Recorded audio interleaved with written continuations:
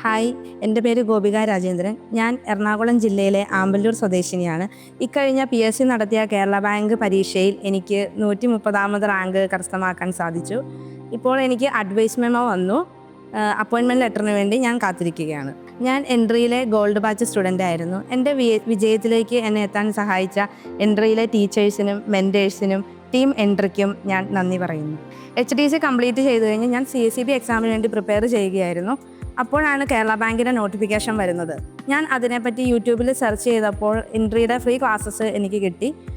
അങ്ങനെയാണ് ഞാൻ എൻട്രിയുടെ webinar attend ചെയ്യുന്നത്. വെബിനാർ അറ്റൻഡ് ചെയ്ത് കഴിഞ്ഞപ്പോൾ ഞാൻ വളരെ സാറ്റിസ്ഫൈഡ് ആയിരുന്നു. അങ്ങനെയാണ് ഞാൻ എൻട്രിയിൽ ജോയിൻ ചെയ്യുന്നത്. എനിക്ക് കിട്ടുന്ന ക്ലാസ്സസിൻ്റെ നോട്ട്സ് എല്ലാം ഞാൻ അപ്പോൾ തന്നെ പ്രിപ്പയർ ചെയ്യുമായിരുന്നു.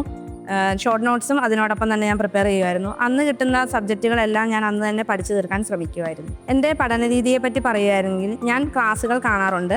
ക്ലാസ്സിൽ കിട്ടുന്ന നോട്ടുകളെല്ലാം ഞാൻ അപ്പോൾ തന്നെ പ്രിപ്പയർ ചെയ്യുമായിരുന്നു. എനിക്ക് ടഫായിട്ട് സബ്ജക്റ്റ് ലോ ആയിരുന്നു. ലോയിൽ എനിക്ക് നല്ല മാർക്ക് കരസ്ഥമാക്കാൻ സാധിച്ചത് വിഷ്ണു സാറിൻ്റെ സഹായം കൊണ്ടാണ്. പിന്നെ നിഷാമാം, ഞങ്ങളുടെ മെൻറ്റർ നിഷാമാം ഞങ്ങളെ വളരെ സപ്പോർട്ട് ചെയ്തിട്ടുണ്ടായിരുന്നു. വീക്കിലി 2-3 ദിവസങ്ങളിൽ നിഷാമാം ക്വസ്റ്റ്യൻ പേപ്പർ ഡിസ്കഷൻ വെക്കാറുണ്ട്. അതെനിക്ക് വളരെയധികം ഹെൽപ്ഫുൾ ആയിരുന്നു.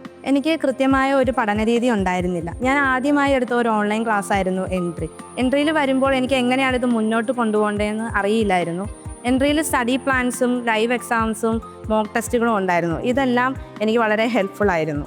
എൻട്രിയിൽ ചേർന്നതിന് ശേഷം എൻ്റെ പഠനത്തിൽ വന്ന മാറ്റം എന്താണെന്ന് വെച്ചാൽ ഞാൻ എൻട്രി ഗോൾഡ് ബാച്ച് സ്റ്റുഡൻ്റ് ആയിരുന്നു. അപ്പോൾ ഞങ്ങൾക്ക് കൃത്യമായിട്ടൊരു മെൻറ്റർ ഉണ്ടായിരുന്നു. ഞങ്ങളുടെ മെൻറ്റർ നിഷാമാം എന്നും പഠിക്കേണ്ട സബ്ജക്റ്റുകൾ ഞങ്ങൾക്ക് വാട്സപ്പിൽ ടോപ്പിക്കുകളാണെങ്കിലും വാട്സപ്പിൽ അയച്ചു തരുമായിരുന്നു.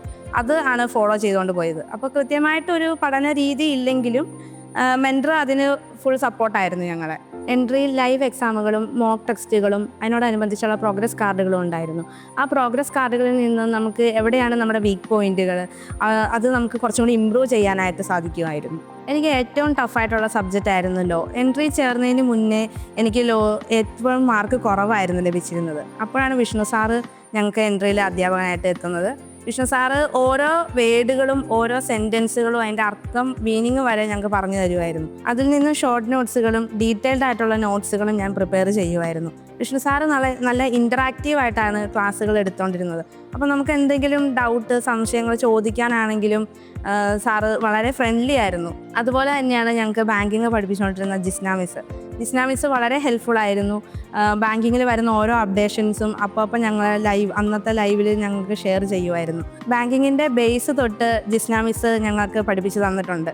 ബാങ്കിങ്ങിൽ വരുന്ന ഓരോ സംശയങ്ങളും ജിസ്ന മിസ്സിനോട് ചോദിച്ചു കഴിഞ്ഞാൽ അപ്പോൾ തന്നെ മിസ് പറഞ്ഞു തരുമായിരുന്നു. പുതുതായി ബാങ്കിങ് മേഖലയിലേക്ക് വരുന്ന ഓരോരുത്തരോടും എനിക്ക് പറയാനുള്ളത്, CSEBയിലാണെങ്കിലും കേരള ബാങ്കിലാണെങ്കിലും ഇനിയും ഒരുപാട് വേക്കൻസികൾ റിപ്പോർട്ട് ചെയ്യപ്പെടും. അപ്പോൾ ഈ അവസരങ്ങൾ നമ്മൾ മാക്സിമം ഉപയോഗിക്കുക. എത്രയും പെട്ടെന്ന് തന്നെ നിങ്ങൾക്ക് ആഗ്രഹിച്ച ജോലി നേടിയെടുക്കാൻ സാധിക്കട്ടെ എന്ന് ആശംസിക്കുന്നു.